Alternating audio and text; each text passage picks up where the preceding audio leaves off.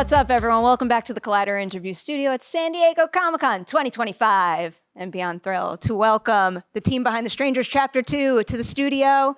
You got one big success. Now we're coming back around for more. I'm so hyped for all of you. Thank you. We're really happy to be here.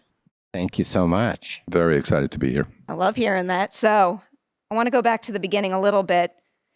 Actually, I kind of need to pave the way from Chapter 1 to Chapter 2 before I can start to dig into the details. Can you tell me where you were with the Chapter 2 finishing phase when Chapter 1 came out? We had Chapter 1 came out in May, and we had almost locked Chapter 2. There was still like a couple weeks left on Chapter 2 at that point. But then we went and did enhancements on Chapter 2.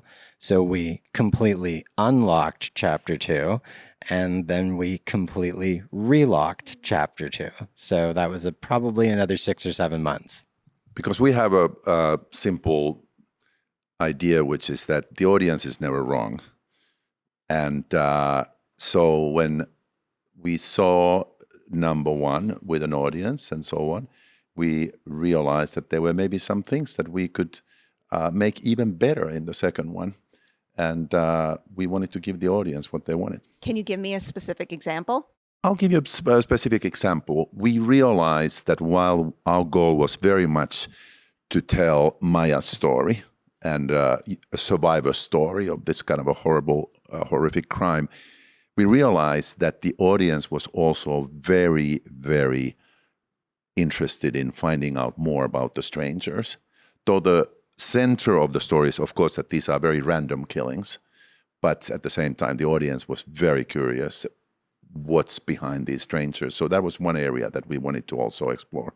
Season the ability to evolve and adjust based on the feedback, I think, is a great thing, and it just makes a movie stronger in the end.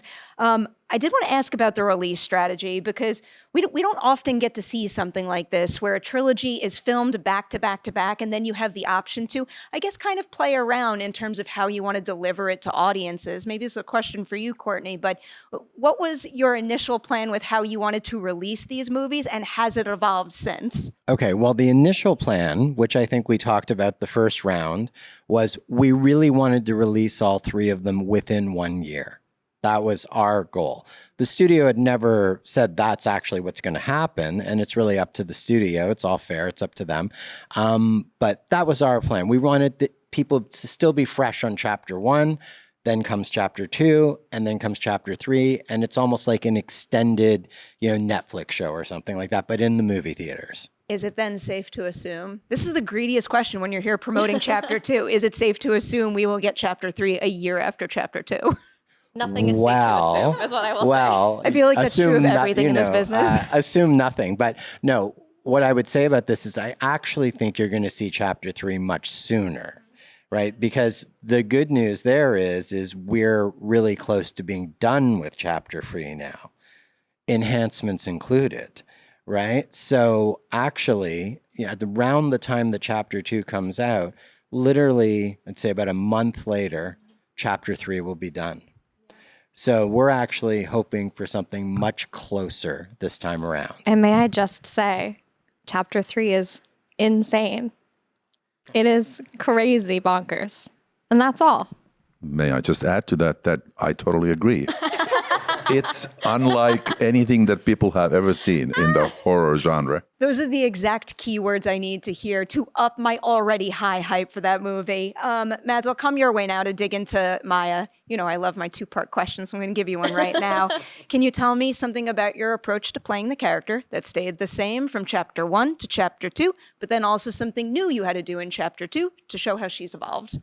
That's interesting. Well, we actually shot all 3 movies at one time, so they were cross-bordered. So I'd shoot like Chapter 3 in the morning and Chapter 1 in the evening. So it wasn't like I had the ability to separate what I was doing.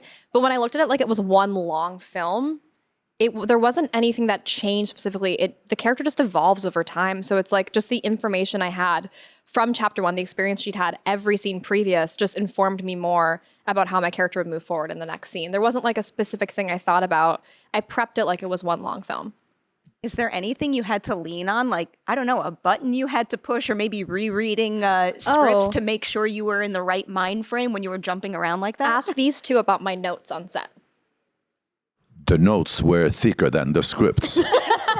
I have so much respect It was for like a that. murder board. I had to have like a murder board because, I mean, honestly, which is a great term for this film, because I was all over the place what we were doing. And so when we went back to our enhancements, I had the ability to go back and look at my murder board and inform myself about what I'd been through. But it was really just about like locking in and remaining in the trauma, which sounds awful, but I don't think I slept the entire time we shot. My body, the cortisol levels were out of control, and I was just in fight or flight for 4 months straight in Slovakia. I also had like an emotion board and try to help the crew and the cast and everybody because, like Matt said, we shot everything out of order, 3 movies, 4.5-hour movie. And it is an incredible challenge. And that's where my hat is off to Mads to be able to map that course of the character, which changes a lot in the course of these 3 movies, and be always in the right place because, you know, you're shooting Tuesday morning something and it's like a scary man comes through the door and you fall down and he has a knife. It's like, okay, I'm going to scream and cry. But if you do that in every scene, then the movie is just one big scream. So you have to be able to just give it out in perfect doses, and that's what she's a master of. I have so many follow-up questions to that I'm going to be able to ask later, and I'm so excited. There's one very particular character question I did want to ask you. It's something that is brought up in Chapter 1. Ryan tells her that what happened is not her fault. And I know that sometimes when someone is told that, they don't necessarily believe it, so it was making me curious, how does she carry what happened to him in Chapter 2 and beyond? Thank you. That's actually a really brilliant question. She carries that with her through the entirety of the chapters, and you'll see ultimately where she ends up in Chapter 3 is really informed by the way that she feels about her guilt, where she ends up. So curious to see that. I have to wind down with you all now, so I have to pick and choose very carefully. I have so many questions. I'll pose this question to both of you, Courtney and Renny, because one of the big things we're going to get in Chapter 2 is we're going to dig into the stranger's backstory a little more. And you guys well know this. Part of the thrill and the terror of that first film is that we don't know why they're doing it. They're doing it just because they're home. How do you find the right balance between maintaining that fear via not knowing, but also starting to give us a little information so we start to understand who they are? That's like the $1 million question. That with is the $1 trilogy million too. question. And by the way, it was a Herculean task. Okay, so I will just say that. And we believe that we did it in a way that everybody will go, oh, that's cool, and that's okay. In other words, so in the original, in Bertina's version, right, obviously it's a random act of violence, and everybody loves that about The Strangers, and that we didn't know why. There just really wasn't a why.